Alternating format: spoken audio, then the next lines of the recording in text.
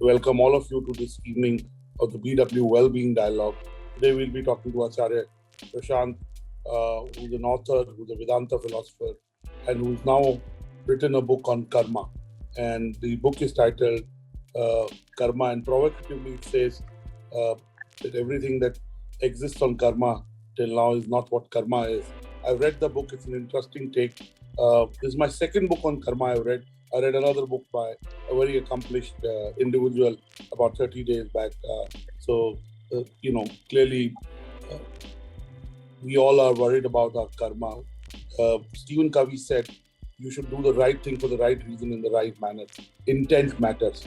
So let me briefly introduce Sh Acharya Prashant. He lived a material life. His father was a civil servant. He grew up in UP. And he then went to an IIT, he went to an IIM, he became a civil servant, but he's chosen a path to help others reach their maximum potential. So let me welcome Acharya Prashant ji to this conversation, and I'll call him Acharya Prashant ji, though he's younger to me, but respecting what he does, I'll call him, I like my karma to be right. First of all, let me start by asking you, Acharya ji, how have been the last 17, 18 months for you both personally and professionally, given the fact that we were living a pandemic life? The world truly became a VUCA world. I mean, VUCA was a concept, but the last 17, 18 months have been traumatic for almost everyone.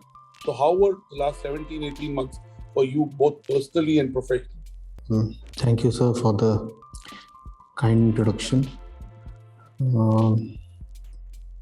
Last 17, 18 months have brought in a further sense of urgency.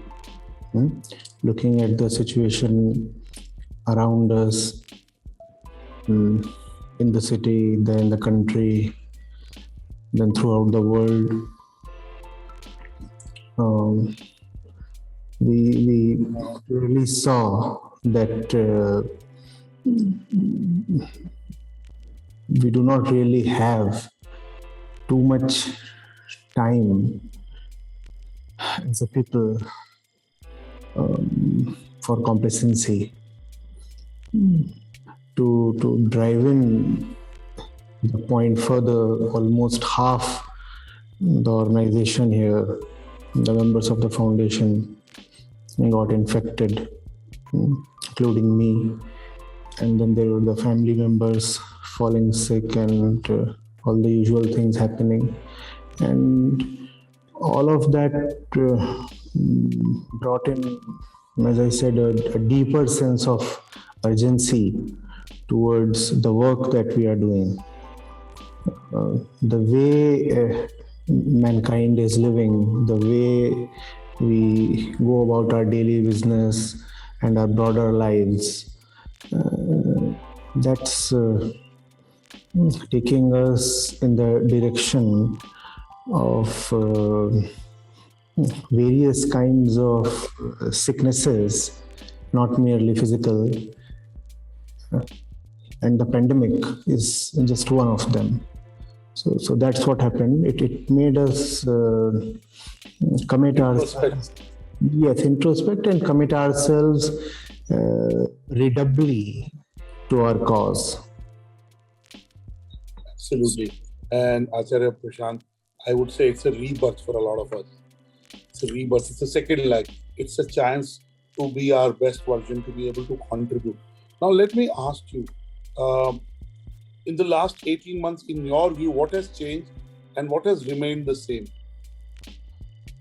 I know we wish a lot of it has changed earlier. The consciousness towards the environment, towards sustainability, the compassion towards human beings should have increased before that. In my view, at least the consciousness has increased. But in your view, what has changed and what has remained the same? People have become more conscious towards this particular disease, this particular pandemic. But has the consciousness broadened itself, become more pervasive to include everything that we might not be doing justice to, everything that might be standing as a potential threat to us, that I doubt. You see, just a few days back, probably just 2 days, the United Nations released its report on climate change. It's one of the most comprehensive reports till date, and it says that the clock is ticking really loudly for us as a people. All the previous doomsday projections stand nullified, and the recent projections are very, very dire. So I do not think that even the pandemic has succeeded in bringing about a fundamental change in the quality of our thought, our being, our actions. And that's a matter of grave concern. Again, your book is provocatively titled Karma, why everything you know about it is wrong. And why do you believe that our notions of karma are not right, or they need to be expanded? And again, you talk of, Vedas. Vedas are possibly the richest, deepest, and most real text that we have. And I have some exposure to that. Tell me, why did you title your book Karma, why everything you know about it is wrong? Precisely because we keep looking at karma. Precisely because the word, the notion that has gained importance and popularity is karma, whereas the real one of interest, of importance, is the karta, the doer. We focus so much on the doing that the doer behind the doing remains comfortably shielded. So the more we'll talk about karma, the more we will defend the state of the doer.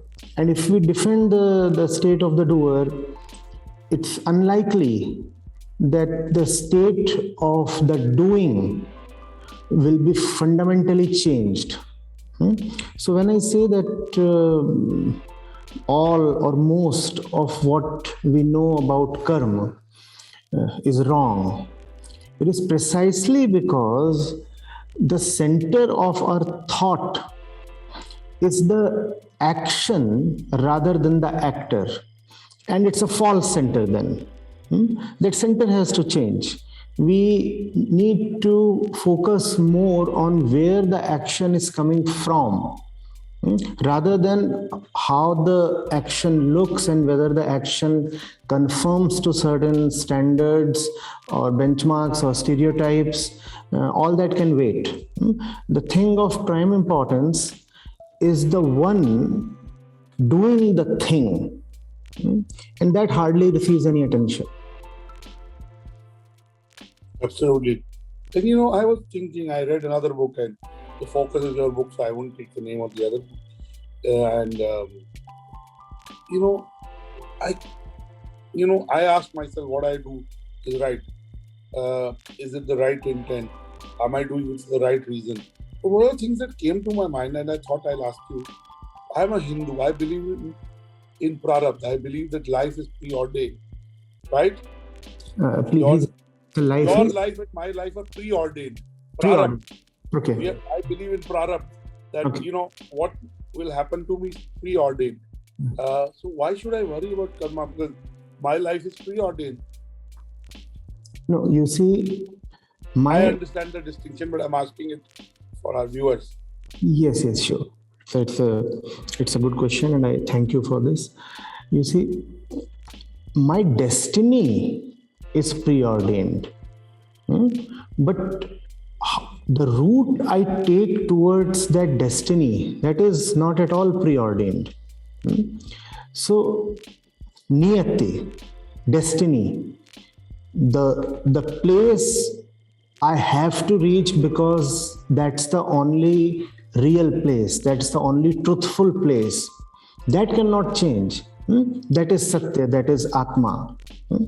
But do I, in my own eyes, in my own consideration, exist as the pure self, the truth? No, I exist as the limited ego. And that ego has the unfortunate privilege of choice. So the ego decides the way it takes, the ego decides the time it takes, ego decides the company it takes, and so all of that is in the ego's province, and there is no power in the universe that's going to veto the right of the ego to keep troubling itself, to keep taking very, very long and unnecessary routes towards the truth, towards its liberation. So, if we think that prarabdha means that what I'm going to do the next moment is pre-scripted or preordained, no, that's really not what is going to happen, and that is not what the scriptures, particularly Vedanta, says. No, that's not there. What they definitely say is that the destiny of the ego, aham, is to get dissolved or liberated. That is preordained. That is one thing that cannot be challenged or avoided. But everything else is in the province of what you could loosely call as free will, though it is not really free, but in the eyes of the doer, it appears to be free. So everything else is in our hands. And that's the reason why discretion or vivek should be exercised.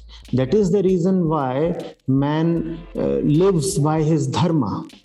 Otherwise, there is no need for dharma if everything is just totally preordained, if we are just puppets doing what the puppeteer wants us to do every moment, then there is no need for any dharma, and there is no need for thought, there is no need for understanding, there is no need for, as we said, vivek or discrimination. But all these things are needed because we have that very magnificent, though unfortunate, privilege of choice.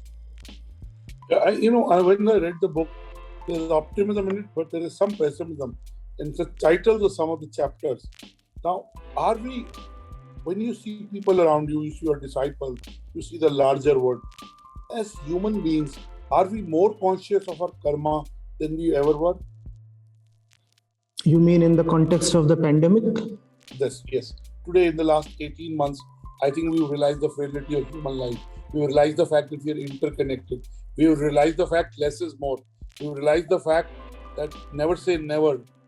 We realize that these tall egos don't mean much, they can go away in a matter of seconds. So, are we more conscious of our karma as individuals today, as society today? You see, what happens is that if one is not coming from the right center, then anything that happens to him or her is prone to be interpreted in a false kind of way. For example, even if I do have a realization that the human birth is quite ephemeral and anything can happen anytime, the third wave might strike and such things, I might translate it to mean that I should increase my consumption. I should go on a consumption spree because all that I have left to consume is a few days. So why not make the most of them? And you have a chapter in the book called How to Decide How Much to Consume. You have a chapter in the book. Yes. But we'll come to that in a while. Go on, sir. Yes.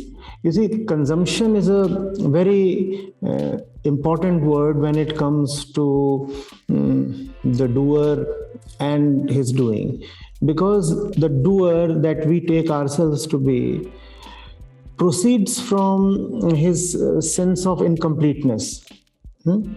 And so all doing is actually aimed merely at consumption of some kind, whether implicit or explicit, whether in the name of love or hatred, whether in the name of something material or something spiritual.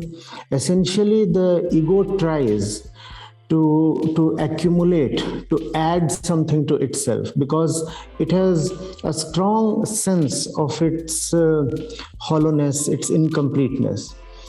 And this same consumption has brought us to a point where we have totally vandalized this planet, and we have entered the jungles, and we are in contact now with one dangerous virus after the other. And I talked of the UN report that was mentioning how the clock is ticking even faster on us. So, unless we have this fundamental realization of where we are coming from, I do not see much hope for us. You said that in some way all of us have taken a second birth. I really wish that we do take a second birth in the psychological sense. We desperately require to die to the way we have been so far, to our pasts. And the book is a small attempt in that direction. Thank you so much. Now, the book has 40 chapters. Which is your favorite chapter and why? I reckon the very last one, Remember the Deed, Remember the Deed. It is based on one of my favorite verses from Vedanta. It repeatedly says, Krita Smaram, Krita Smaram. What it is saying is, what it's rather imploring us to see is whether our actions today are really qualitatively different from what they have been in the past for us. In fact, are our actions today really different from how mankind has been acting since the start of time? Remember the deed, remember the deed. And if we not really have been changing, how do we expect the fruits of our results to change? In an apparent sense, yes, we learn, we try to improve, we do so many things. But what if, in the actual sense, all our actions are driven by our basic tendencies, like fear, like greed, like jealousy, like the tendency to be deluded, like anger. What if all of our actions are basically coming only from there? Yes, we might be very good at polishing our actions, but you see, just because something is polished, it doesn't become valuable. It can become glittery, but glitter is not necessarily value. So I really love that one. Again, I want to ask you for more your own personal journey. How did you conquer,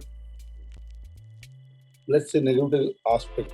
And I was going to ask you about the chapters, and you have many chapters that are very thought-provoking. One of them is sometimes the right action appears like inaction. That's one chapter. I want you to expand on this. when I was reading this chapter and I was thinking about that title, and I thought of some practical situations in life, and it made me think about something. So tell me, why do you say that sometimes the right action appears like inaction? See, when we do not appreciate the point our action is coming from, then there are two kinds of problems. One is we do not act consciously and powerfully when action is really needed. We find ourselves handicapped, almost paralyzed. We do not know where the energy and the clarity and the fearlessness must come from to act rightly. That is one problem. I suppose a bigger problem is that we start acting needlessly when there is no need to act. And both these problems go together hand in hand. Of these, the second one is probably more lethal today.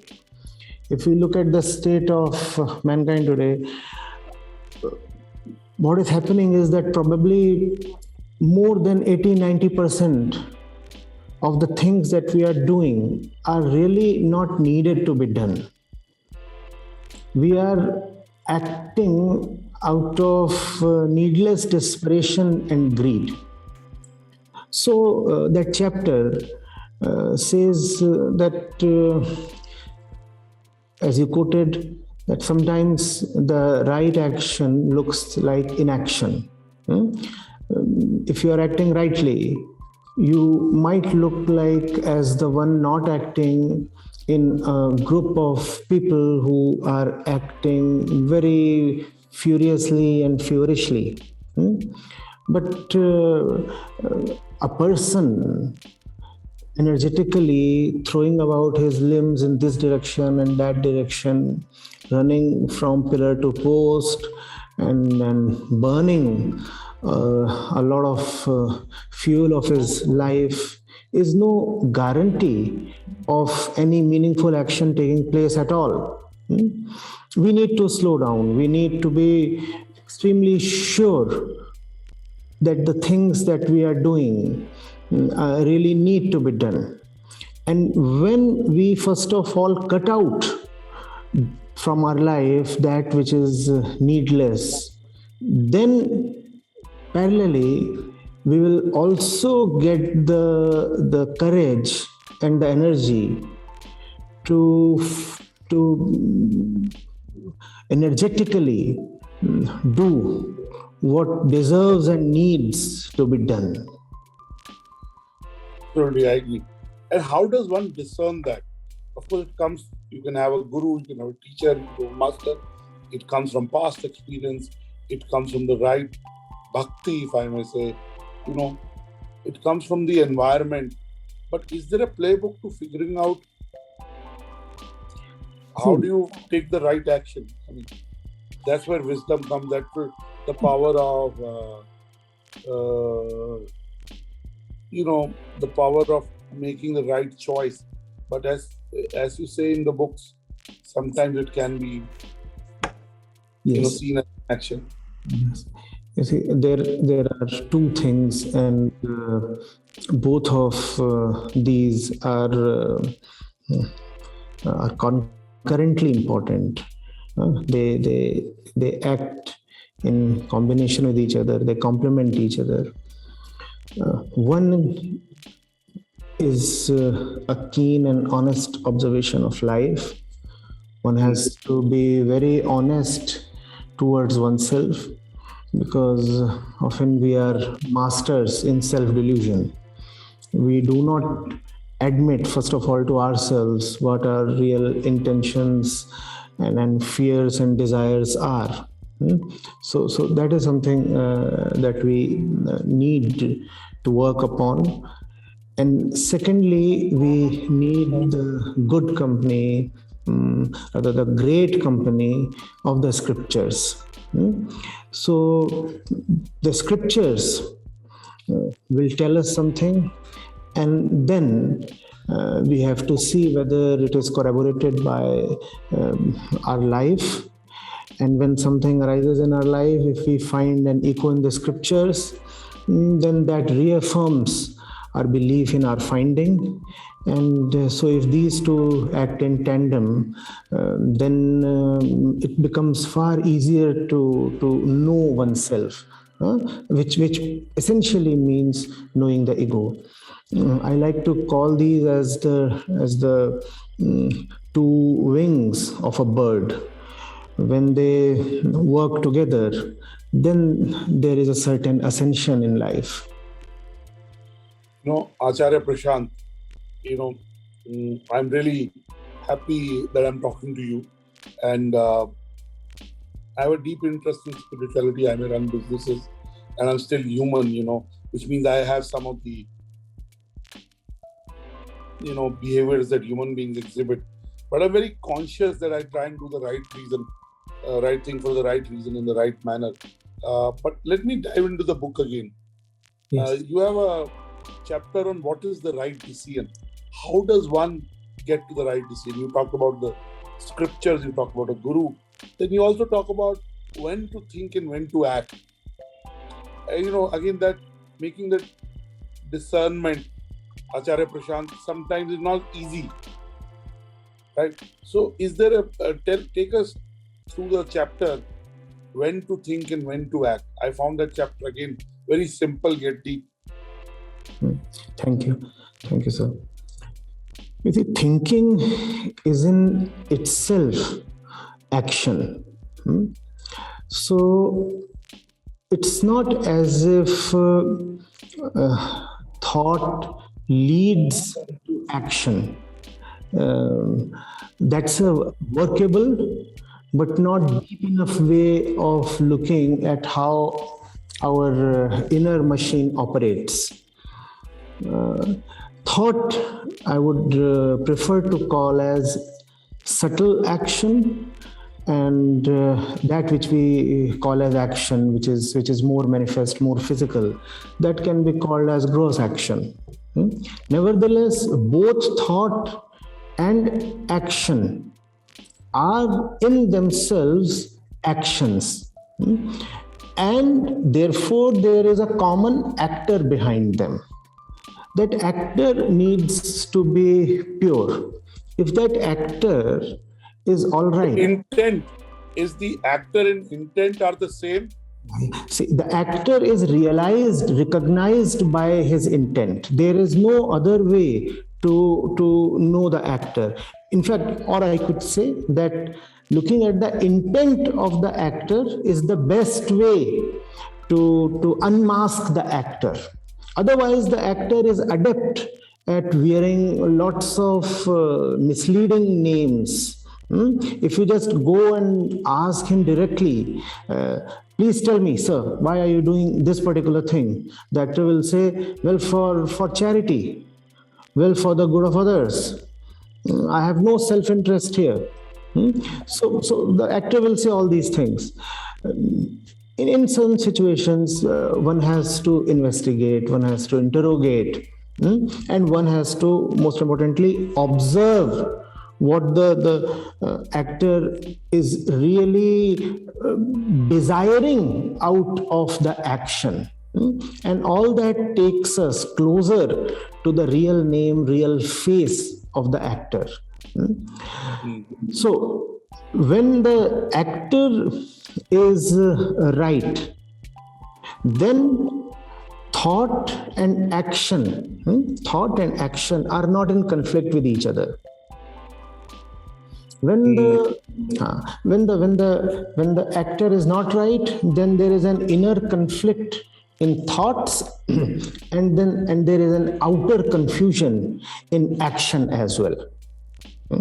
So it's not possible that one says I have clarity in thoughts, but when it comes to acting in the world, then I just goof up. That's not going to happen. It's impossible, though we often hear people saying that. It's an inaccurate description of what might really be happening. So what one needs is inner clarity, and then both kinds of actions, the thought action and the physical action, fall in line. Beautiful. Now let me dive into some other chapters in the book. Sure. 1 hour is not enough to dissect your whole book and discuss your book and to bring out the best. And I'm sure we'll do another conversation. I've enjoyed the conversation. You talk about, you said doership is bondage. I read that chapter and I understood what you were saying. But for the benefit of our viewers and readers, tell them, why do you believe doership is a bondage? Acharya Prashantji, basically I said, your chapter says that doership is bondage. Expand on that for our viewers. Sure. Thank you. You see, Can I tell you a personal reason why I asked this? Please. Because, I believe a lot in execution. Yes. I keep saying sometimes when I'm in private that I'm a doer, I do things. Yes. And I really believe that I dedicate it to God. I believe that I try a lot of things, but, some things happen, not all. So clearly there is a higher power, there is a universe, whatever, God. So clearly, so when you said doing is bondage, doership is bondage, got me thinking. Yeah, that's because the doer himself is often a product of bondage. The doer, to be more direct and accurate, is bondage personified. Often that's the case. And when that's the case, then everything that comes out of the doer only serves to reinforce the bondage. Who is the doer? That's the question we need to go into. If the doer is a product of biological and social conditioning, then the doer is just an agent of the forces that seek to keep the doer himself in fetters. And now the doer might be acting vigorously, but that's only to carry out the commands of its masters. When we are born, we are already carrying a lot of tendencies within us that clutch us, that make us do their bidding, that make us feel as if our very identity is linked to them, those tendencies. And then as we progress through life, move through life, then there is a lot of social input by way of influences, by way of education and such things. And there is a lot of identification. We become what we absorb, though that's not what we truly are. And when we become what we absorb, then most of what we do goes against our own real interests. It's almost as if the prisoner has been asked to build his own cell, and the prisoner has been told that he is the mason. Right? Now a false identity has been laid upon a false identity. The prisoner is happily raising the walls of his own confinement. And he says, I'm working so very hard from 9 to 9 every day. What's more, the prisoner is being paid as well. So the prisoner thinks it's a fair deal. And the prisoner is busy decorating his cell, the small place he would be kept limited to. And so that's what doership is bondage. This kind of analogy probably both scares and clarifies. We all work really very hard, but the question is, who is the one making us work so hard? And even if we are receiving some payment, some rewards, some fruits of our action, are the fruits going to supersede the ill effects of the action, irrespective of how much that prisoner is paid for his labor? He's actually made a very bad deal.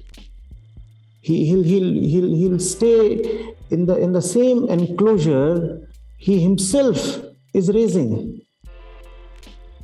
And there's a lot of response from people you know and people you don't know. I'm getting texts, very good response, and I'm enjoying. And I'm grateful to you for your time and for you writing the book. I'm grateful. Absolutely my pleasure. And I say it from the deepest corner of my heart. And you have a chapter on not expecting when you work. How is it that possible? Is it possible to work without expecting any results in today's world? Is that possible? Do your best and leave to God. We heard this, but we all start, I'm building a company. I have a monthly target. I have children. I have a wife. I have 300 colleagues. I live in a society. I look at the valuations of other entrepreneurs. So I do focus on results. I'm doing this conversation with you. I'm looking how many attendees, how many questions, what is the response eventually of the conversation you do, what traffic. But so how is it possible not to expect results? You see, when I'm responding to you, I'm being very honest with this one, especially this one, because I have really no space to think about the online audiences, and that's with the maximum respect, with more than the due respect to all who are around me. I'm completely dedicated right now to this conversation. There we are, the two. You're in the moment, you're mindful, you're 100% in it. Yes, because what we are doing here right now is intrinsically nice, good, joyful, beautiful. And therefore, there is hardly any space left to think of the result. And that's exactly what is meant when we talk of action without desire, or action without a great consideration towards its fruit. Why do we first of all focus so much on the result? Because the result brings a certain happiness to us, right? If the result happens to be in a particular way, then it is supposed to bring a certain fulfillment, a certain happiness. And therefore, we focus so much on the result. But please consider a situation in which a similar fulfillment or an even higher fulfillment comes from the very action rather than the fruit of the action. What if I do not have to wait for the to feel happy? What if the doing itself gives me an equal measure of happiness? That's what is Nishkam Karma. Nishkam Karma says the result is anyway, you see, unpredictable and not so much in your hands. So why do you want to mortgage your happiness to something so intrinsically unpredictable? Why don't you first of all pick up the right work and be immersed so deeply that you have no time to think of the results? And often when you have no time to think of the results take care of themselves. Beautiful. Beautiful. Beautiful. When you're fully giving it your best, there's a good chance what you desire also happens in that process. We're getting... In fact, if I may take the liberty to clarify on this, you see, when you are totally immersed in the work for the sake of the work, then the desire becomes very sharp and focused. Now the desire is with respect to the work itself, not what the work would bring to you at a later point in the future. These two are very different things. Desire that expands into the future is one thing, and desire that is limited to this very moment, the work that I'm doing right now, is a totally different quality. And then it's not as if you are focused on the work, then your desire about its result to be fulfilled. No, it's actually very, very different. You're left with no desire about the result. Even defeat becomes very similar to victory, because you have already given the thing everything that you had. It becomes like a love affair. You become helpless. You have to give it everything that you have. And after that, you hardly even have the energy or inclination to worry about the result or even celebrate the result. So there is no grand celebration when the result arrives. You are already a winner because you gave it everything that you had. And why could you give it everything that you had? Because you chose, first of all, the right work to do. You cannot give every random thing all your life, all your energy. It's impossible. And if you attempt that, you would burn out, or you would be deceiving yourself. To be able to really, lovingly, harmoniously give yourself completely to the work, first of all, the work has to be right. Yeah, I agree with you. I love what I do. I enjoy reading books. I am deeply into spirituality, though I run an organization. I'm an entrepreneur, but I'm enjoying my conversation. And I have a guru. I mean, he's my friend. I passed out of a business school called MDI 25 years back, and 26, more like 26. And since then he's 82, I'm 49, and he's my friend, and he was the one who introduced me to Vedas. And one of the things he keeps saying about Vedas is Vedas are contextual, Annurag. Do you agree that karma is also contextual? No, obviously everything is contextual, except for the truth. Everything is contextual. What is meant by something being contextual? It is related to something else. It is related to the background, it is related to the conditions. So obviously, the truth alone is niralam or independent or irrespective of anything else, because there is nothing except the truth. Therefore, the truth can have no context to itself. The truth is its own context.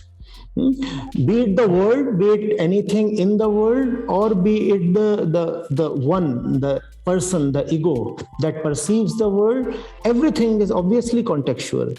So when we say Vedas are contextual, what we really mean there is that the Vedas are telling us, especially Vedanta is telling us that we are a product of our contexts. That there is nothing absolute or free about the ego. We are contextual. In other words, we are conditioned. And if we see that we are conditioned, then there arises a sharp desire towards liberation. Beautiful. Now, let me move into some other chapters in the book. Sure. The book has 40 chapters for our viewers and readers. I got a digital copy, so I've read a digital copy. Otherwise, I would have waived it, but I'm sure I'll get a physical copy. One of the chapters is on Satvika and Tamasic action, Satwik and Tamasic action. So how do you distinguish? And you keep saying in the book, there is a fine line between Satwik and Tamasic action. So explain that, build on that. Thank you for the question. You see, Tamasic action is when you are conditioned, when you are in bondage, yet you feel untroubled by a situation. You say, I'm confident I'm doing the right thing. I'm at the right place. I know I understand. I'm just all right. That is tamsikta. Like a fellow who cares not at all about the world because he is drunk. And then there is the fellow who cares not at all about the world because he realizes the intrinsic nature of the world. This is Satvikta. I said there is a fine line between the two because there is a great apparent commonality, similarity. What is that? Both these fellows are confident of their situation and do not worry too much about the world. But one is confident because one is totally deluded, and the other is confident because he is liberated. Tamsikta has been taken as the lowest of the three gunas in Prakriti, precisely because it keeps one comfortable. When one is rajasic, then one is restless. But when one is tamasic, one is at rest. A very dangerous kind of rest. Inaction. Yes, Suffering. you could. Yes, no. The fellow becomes insensitive towards his suffering. You could visualize a drunkard sleeping on the railway tracks in all bliss, totally unmindful of the world, totally unmindful of his location, his situation, totally unmindful of the tragedy that very soon is going to fall upon him. That's tamsikta. So the fellow is not only at the wrong place, he feels no need to change his place. And unfortunately, most people we see around us are tamasic in nature. We just feel so comfortable in our skin. In fact, we resist any attempts by life to show us the mirror. We want to tell ourselves we are okay, and that we often call as positivity. We want to tell ourselves things are, if not excellent, then at least acceptable with us. And that's a great problem. That's like somebody willfully hiding his disease. Somebody not being honest enough even to carry out a diagnosis. So that's tamsikta. Satvikta is when you really are on the right track, when you really understand the ways of life, when you really understand the one within who is a master at self-delusion, and therefore now you are no more in bondage, you are actually in the right place. So that Satvikta, that has been taken as the highest point possible to the mind, and after that the only thing left is to go beyond even Satvikta, and that is the Gunatit state, and that is pure self, the truth. That's how Vedanta puts it. And again, I have some comprehension of what you're saying. In comprehension is easy, application sometimes is tough. But let me ask you, you also talk about past life karma. Pishle janam ke karam. You have a chapter dedicated to that. Now, we don't know what our past life karma is. We don't know. Right? How do we make sure that we are doing the right karma in this moment? And that's what matters. But again, sometimes even after people do the right thing, they don't get the right results. So how do you stay the course? These are two questions in one. I'll take them one by one. First of all, Vedanta does not talk of a personal past life. Huh? The person that you are or I am, we have no past or future lives. Rebirth or reincarnation happens at a general, at a macro level, not at a personal level. I, as Prashant, am not going to take birth again. However, the tendency within me that says I am Prashant would remain till the time existence is. Existence itself is the I tendency. So we could say it's the I tendency that exists and keeps repeating its existence in the form of a Prashant, a Nishant, and Annurag, and then something and something and something and something. So that's about past lives. The form is new every time.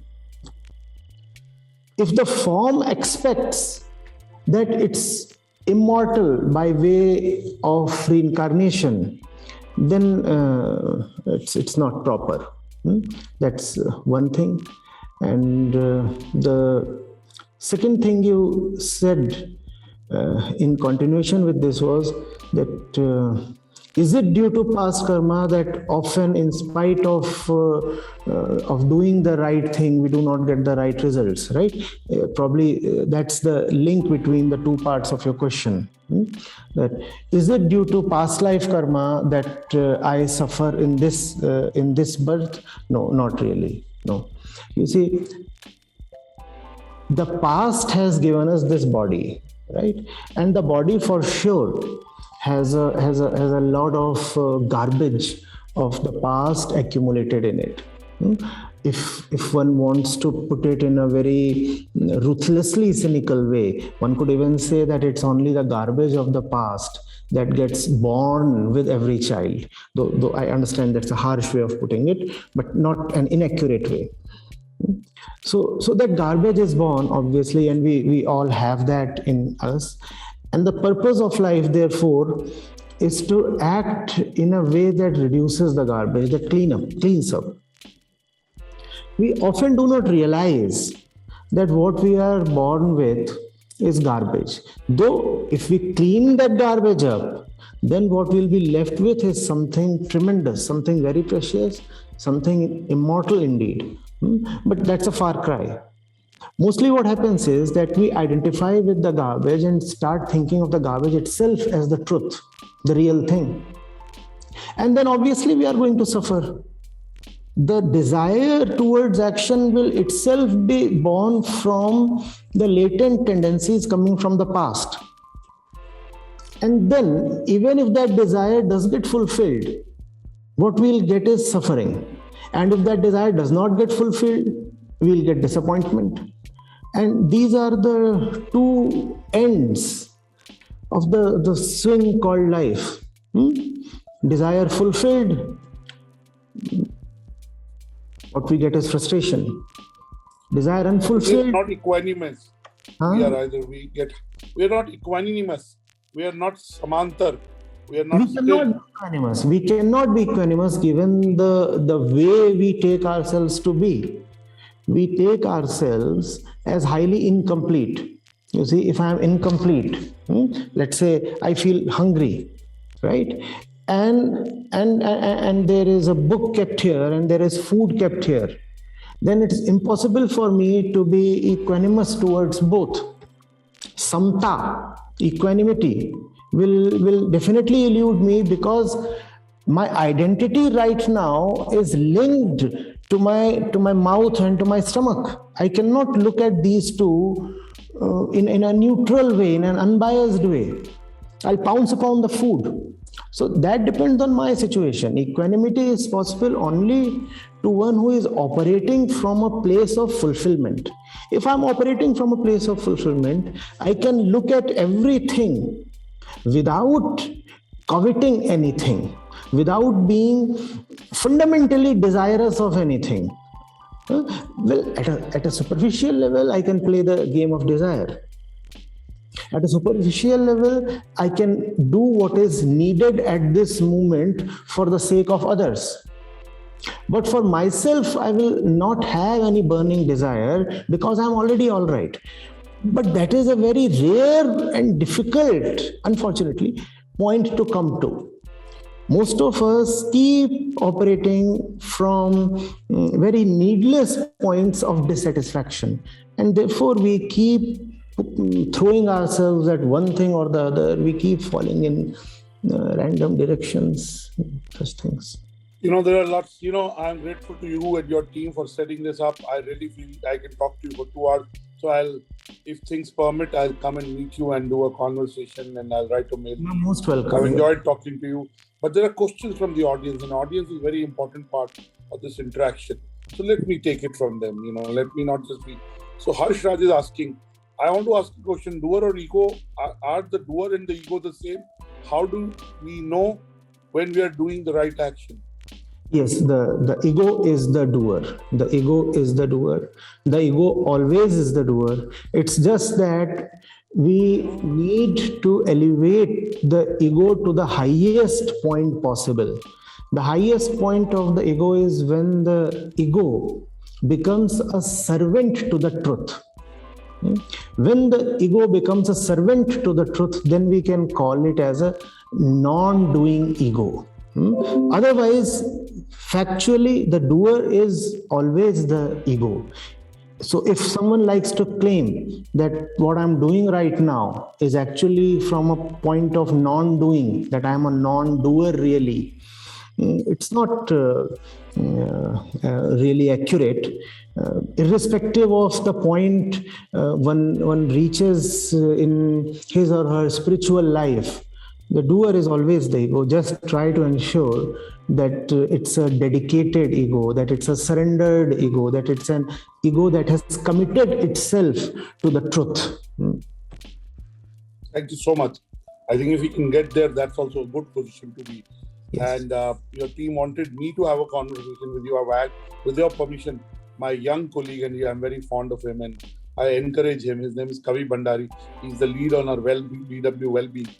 He, in spite of seeing the mail exchanges with your team, he wants me to permit him to ask you a question. Yes. If you permit. Sure. Kavi, you can come on the camera and ask Sh Acharya Prashant ji the question. Sh Acharya Prashant ji, as a child, I always had this question, and this question was, where does the universe end? So I used to always think that if there's an end, there has to be something beyond that.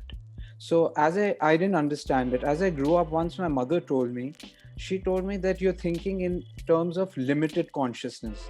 If you think in terms of 360-degree consciousness, then you'll understand that we are way beyond the dimensions of time and space. Then I saw a movie called Interstellar. I read a book also. So I got to know that we as souls are living in different places and different planes. I'm not talking about astral planes or anything. My question is that when we're living in these separate planes, the karma that we do, this collective karma, how do we calculate it? How do we comprehend it so that we can get out of this birth and death cycle and merge with the supreme consciousness or the golden light? It's great that you want to reach those great heights, and you're talking of supreme consciousness and these things. But what's really more practically important in this moment is to see where we are acting in very, very limited ways. Let the supreme wait. Keep the supreme aside. First of all, let's talk about the present, the imminent. What are we doing right now? The supreme means the highest, the ultimate. Are we committed to the highest in the action that we are doing right now? Because that's the only thing that you can control. That's the only thing that decides your level of honesty. Otherwise, it makes not much sense to target the absolute while remaining willfully committed to small things in your daily life. How will you get the immense if you are so committed to the small, to the petty? So one has to weed out pettiness from his life, and there are layers of pettiness one after the other. As one keeps peeling off those layers, one keeps peeling off his inner ego. When a lot has been peeled away, then the question about the Supreme itself disappears. When you have no questions to ask with respect to the Supreme or the ultimate or the truth, that's when you realize that there is hardly anything to be realized, and there is hardly anybody who can realize. You see, and that's linked to the universe thing you used to wonder about as a kid. You used to think, what's beyond the universe? There is more universe beyond the universe. There is more universe beyond the universe. Where does the universe stop then? The universe stops where the thinker of the universe stops. Your thinking expands the universe. Yes. It is what you believe in. Aham Brahmasmi. Yes, your thinking is the universe. So therefore, there is no limit to the universe as such. The universe stops only at the point where the perceiver of the universe stops. Otherwise, you could say, well, I have come to the boundary of the universe, and then you wonder what's beyond the universe. And if you can wonder about something, it is still a part of the universe. Maybe it's another kind of universe, but nevertheless, it's still universe. Or you could start calling it a multiverse kind of model, where you say, well, there is one universe, there is another universe, there is third universe. But even if you're talking of multiverses, you are the one talking of them. It's all within the domain of your thought. So as long as there is thought, there is one universe after the other. So one has to think of oneself. Think of yourself. Even the supreme or the absolute that you think of is just something within the universe. So stop caring or wondering so much about it. Think neither of the universe so much, nor should you concern yourself with the Supreme so much. Look rather at your own life, your own daily actions. What do you work for?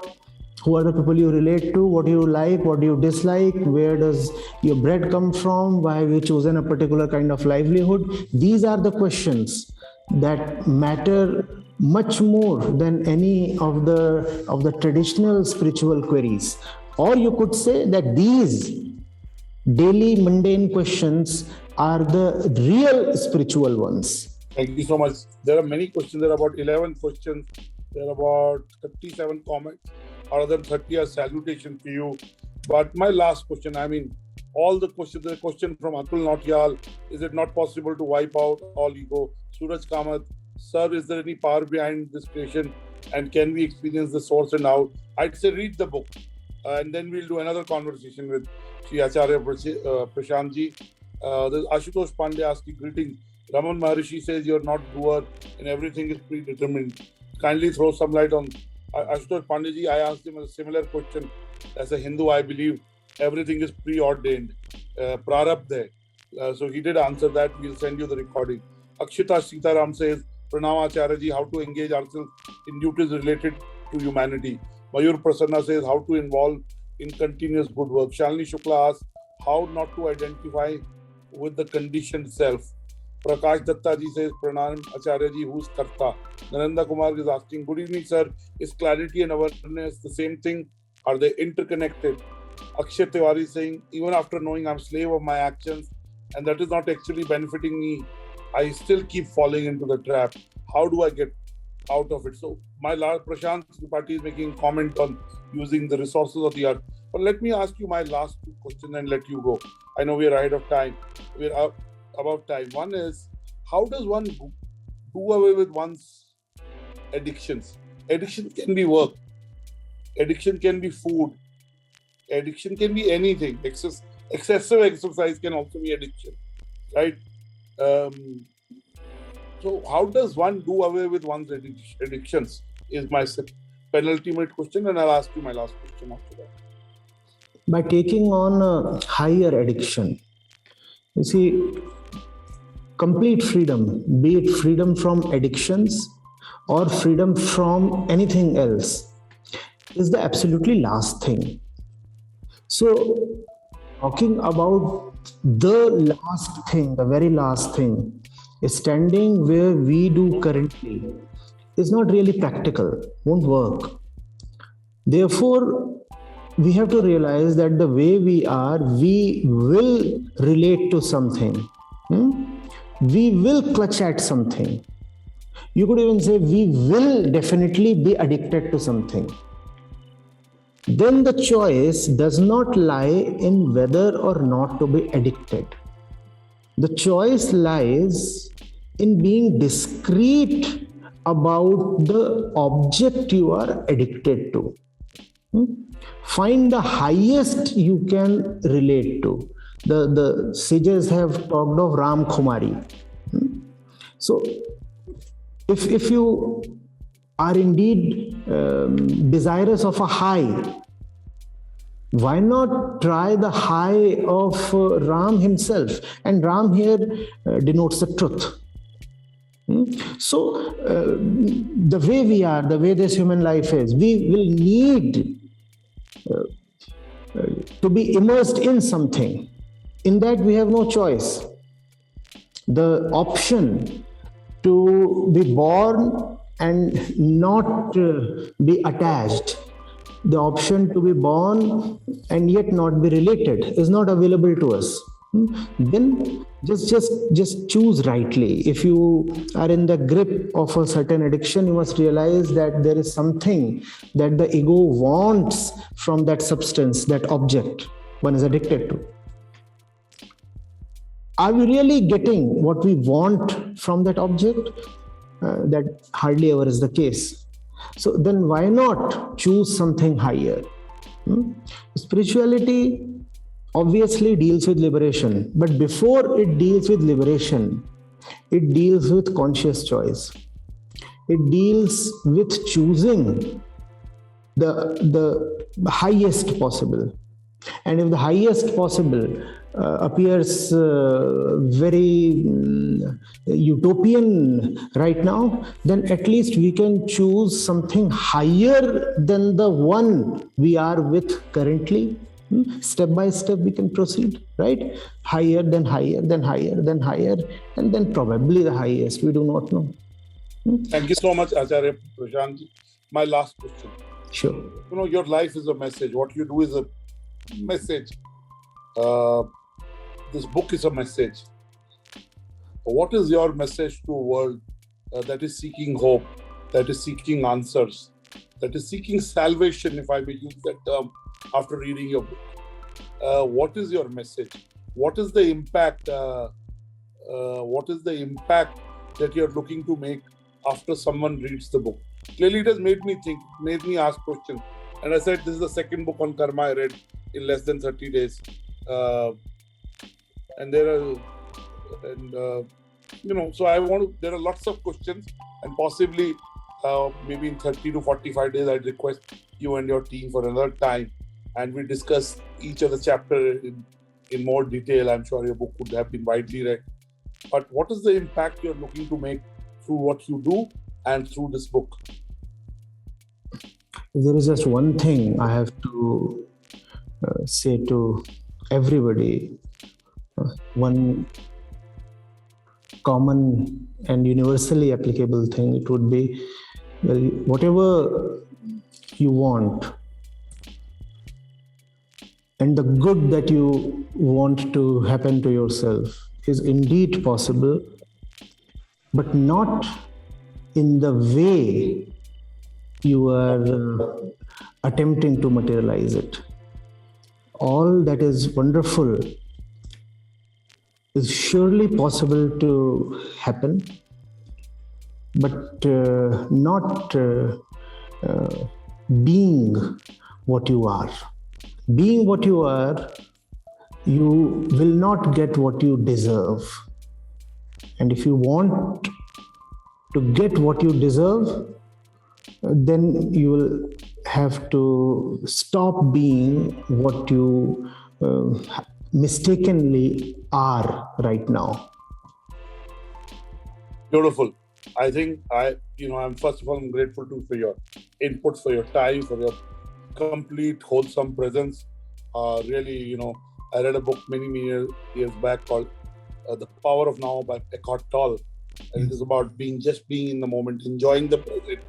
Even yoga is that, feel the breath, be in the present, be in the moment. And if you give it your best, possibly the right output would come out. So thank you. My gratitude. I enjoyed it. And thank you for allowing Kavi to ask you a question. Grateful to your team. Your team is great. They are very good for you, and they try to be meticulous. So I'm sure you will express your gratitude to them.